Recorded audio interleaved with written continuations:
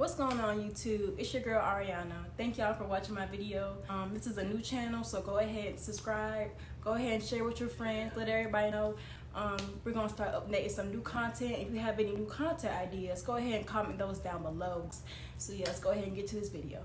Alright y'all, tip number 1 are protective styles. The protective styles are box braids, 2-strand twists, wigs. I love me some box braids and I love me some wigs. Those styles, they really help my hair grow, especially when I oil my scalp every night and I make sure that my edges aren't getting pulled. Don't get braids that pull your edges, because then your hair's gonna fall out. Make sure that when you're getting your protective styles, the people who are doing them know what they're doing and that they're not braiding your hair too tight so you won't get breakage. Alright, my tip number 2 is going to be low manipulation hairstyles.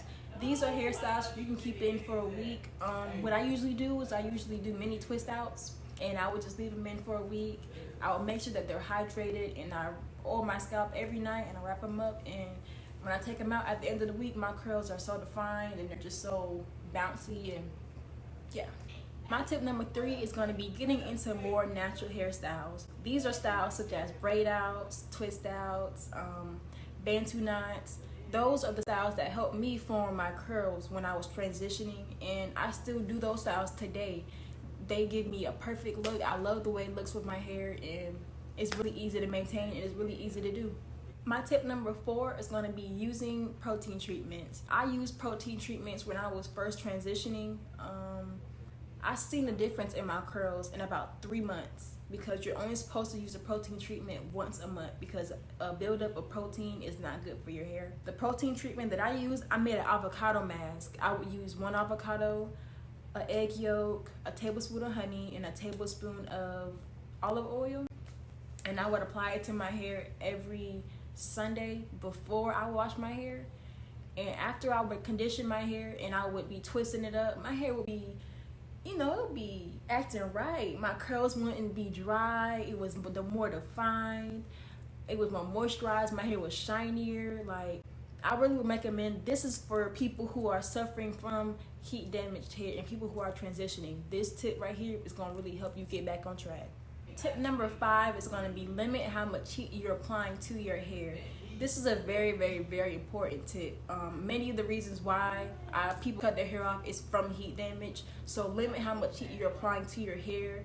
I'm not saying you can't go to the beauty salon and get a silk press, because I did this past year in January. This was my first time getting a silk press in a long time. You guys, we need to make sure that we're getting our ends trimmed more often, because I actually had to get some of my hair cut off due to me having some split ends, because I didn't never go to the beauty salon. So limit how much heat you use, but make sure you're getting your trims regularly.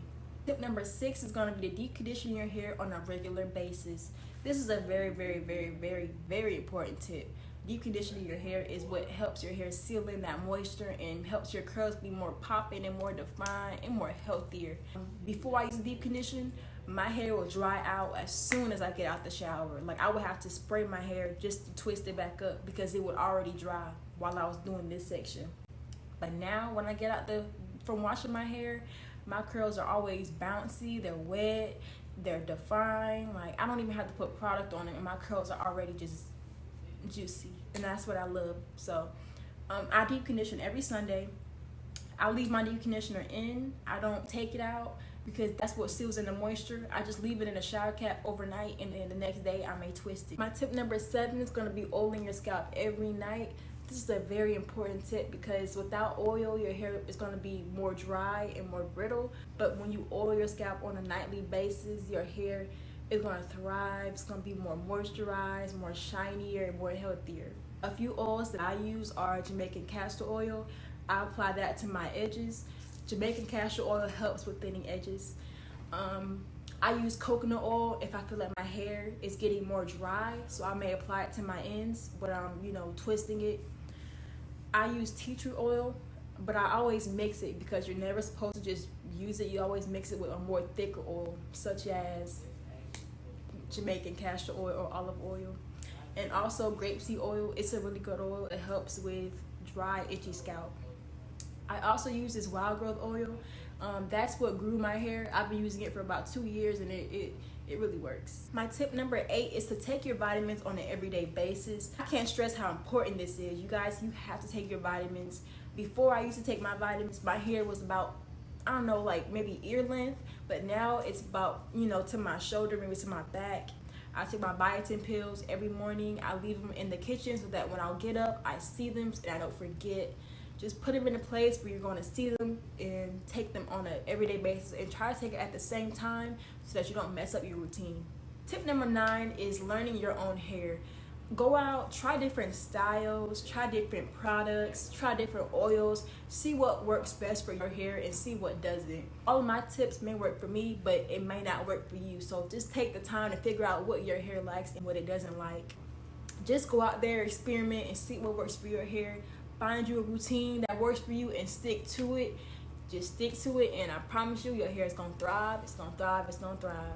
And my last growth tip is to be patient, y'all. Your hair is going to grow. It's not going to happen overnight, and it's not going to happen next week. It's going to take time, but that's okay. Just be patient, give your hair what it needs to grow, and leave it alone. Those are all of my tips, y'all. Hope those are helpful. Thank you for watching. If you have any content ideas, if you want me to do any videos, comment them below. If you have any questions, you can comment below, or you can DM me on any of my socials. It's quarantine, y'all. Stay safe, stay indoors, wear masks and gloves, wash your hands, like, subscribe, follow me on all my socials, and yeah, peace.